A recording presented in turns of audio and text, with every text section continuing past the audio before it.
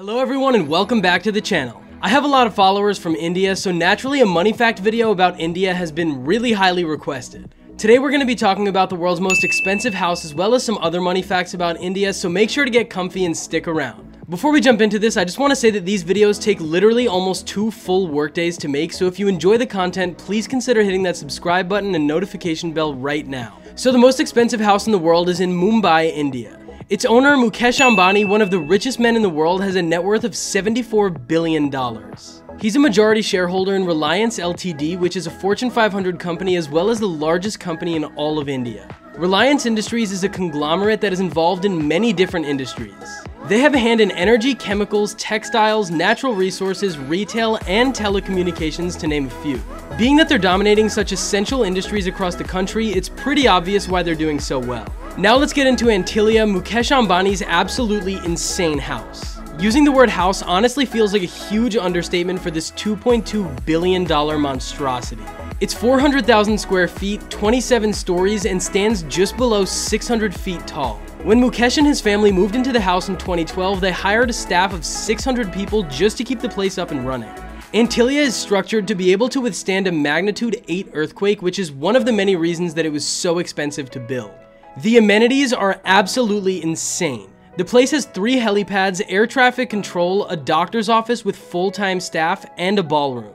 Oh, and how could I forget to mention the 168-car multi-level parking garage, 9 high-speed elevators, swimming pool and spa, 50-seat movie theater, and a temple. There's even a snow room that creates artificial snow just in case anyone feels like playing in the snow. Though this all sounds great, Antilia is actually a pretty controversial place. First and foremost, Ambani is often mocked by the Indian media for being so flashy about his wealth since there's such a massive wealth gap in India. The way in which he got the land was also really controversial. In 2002, he bought the land from an orphanage that hosted more than 60 orphans. Ambani didn't give them a choice on whether or not they could sell the land, and he was able to get away with this because of his ties to the Indian government. He also paid them around $3 million for it when it was really worth $22 million. And on top of that, he promised to use the land for educational purposes for the underserved children of Mumbai. Of course, he hasn't used the land for that at all, but again, he was able to get away with it. Aside from being the home of the world's most expensive residence, India is also the home of the biggest YouTube channel ever. T-Series is an Indian music record label and production company founded in 1983. When they started to post videos on YouTube, it absolutely popped off. Their channel has more than 168 million subscribers, making it the biggest channel on the planet.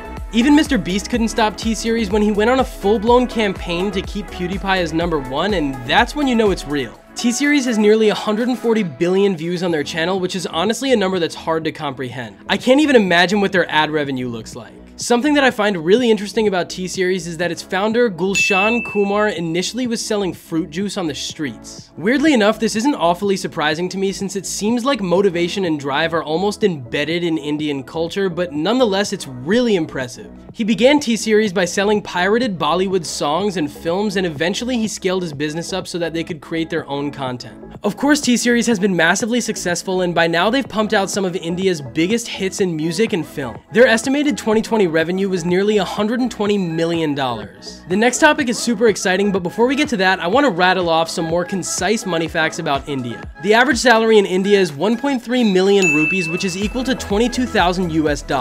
The most expensive hotel in India costs an average of $8,000 US per night. The most expensive city in India is Mumbai. The Taj Mahal is worth around $956 million.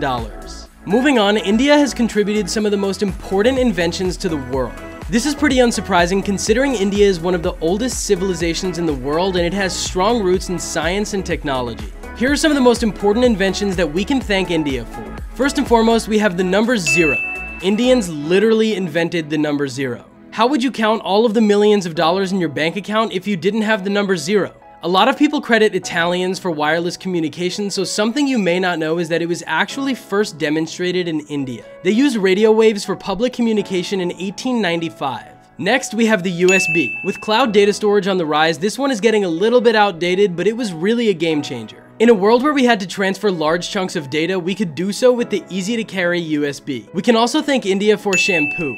Shampoo was invented in 1762 and was originally used as a head massaging solution made of natural oils and herbs. One of the most common surgeries in older people nowadays is cataract surgery. This too was invented by India and was later modernized by Western medicine. These inventions have created absolutely massive industries and are still thriving in today's world thanks to India. If you've made it to the end of the video, be sure to leave a comment and let me know what you want to see next. Also make sure to drop a like and subscribe because it helps the algorithm. Thanks for watching, and I'll see you on Tuesday for another video.